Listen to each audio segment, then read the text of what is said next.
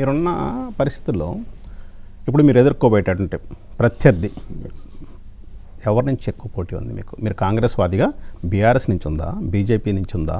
ఎవరిని మీరు ప్రత్యర్థిగా భావిస్తున్నారు ఇప్పుడు? ఇప్పుడు మొన్నటి అసెంబ్లీలో బీఆర్ఎస్ అనుకున్నాము, కానీ ఇప్పుడు మారుతున్న పరిస్థితుల్లో కొంచెం దేశ పరిస్థితులు చూస్తూ ఉంటే బీఆర్ఎస్ అనిపిస్తలేదు. బీఆర్ఎస్ కూడా ఉండొచ్చు, కానీ ఇంకా బీఆర్ఎస్ పార్టీ రోజు దినదినాన్ని దిగిపోతూ ఉందండి. ఎందుకంటే అక్కడ ఉన్న కార్యకర్తలు మనోస్థైర్యం ఏ విధంగా మేము ఎట్లా అధికారం ఉన్నా లేకున్నా పట్టుదలతో కాంగ్రెస్ నిలబడుతుందో ఆ విధంగా బీఆర్ఎస్ నిలబట్టేట్లా కనిపిస్తలేదు. మరి ఈ మోదీ బీజేపీ కొంచెం అప్పరెంట్ తీసుకుంటున్నట్లు కనిపిస్తూ ఉంది పరిస్థితుల్లో. ఇప్పుడు మీరు చెప్పిన విధంగా చూస్తే బీబీ పాటిల్ మీకు ప్రధాన ప్రత్యర్థి అయినప్పుడు దాన్ని ఎట్లా ఎదుర్కొంటారంటే, ఇంతకుముందు ఆయన బీఆర్ఎస్లో ఉన్నారు, ఇప్పుడు బీజేపీకి వచ్చారు.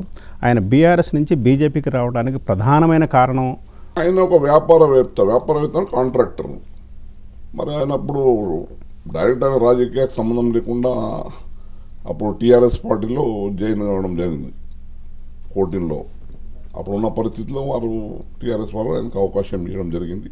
ప్రజలు నమ్మినారు, అది టీఆర్ఎస్ఏ తెలంగాణ తెచ్చిందండి. యాక్చువల్లీ పోరాడింది మేము 9 to 14 మా కాంగ్రెస్ పార్టీ ఆధ్వర్యంలోనే తెలంగాణలో బిల్ పాస్ చేసుకోవడం జరిగింది. అందులో నా పాత్ర ఉన్నది. మేము 12 మంది కాంగ్రెస్ ఎంపీలు ఆనాడు మా పార్లమెంట్లో పోరాడారు. మీరు పార్లమెంట్లో పోరాడాము. బిల్ పాస్ చేసిలో కూడా మా సోనియా గాంధీ, రాహుల్ గాంధీ, మన్మోహన్ సింగ్ గారు అంది సహకారంతో మేము చేసుకోవడం జరిగింది. కానీ ఇక్కడ రాష్ట్రపతిలో అప్పుడు కేసీఆర్ పోరాటం వల్లనే రావడం వలన అప్పుడు 14లో మేమందరం కూడా కాంగ్రెస్కి సంబంధించిన ఎవరైతే చాలామంది మిత్రులు మేమంతా ఏదైతే పార్లమెంట్లో పోవడం అందరూ 90% ఓడిపోవడం జరిగింది.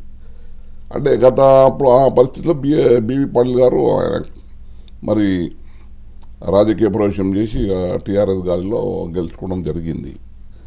మరి 2 సార్లు మళ్ళీ గత ఎన్నికల్లో కూడా టీఆర్ఎస్ కొంచెం ఇంకా గాలి ఉండే. అప్పుడు మదన్ మోహన్ రావు గారు మన కాంగ్రెస్ క్యాండిడేట్గా ఉంటే ఆయన కానీ 6,000 ఓటుని వారు దగ్గర.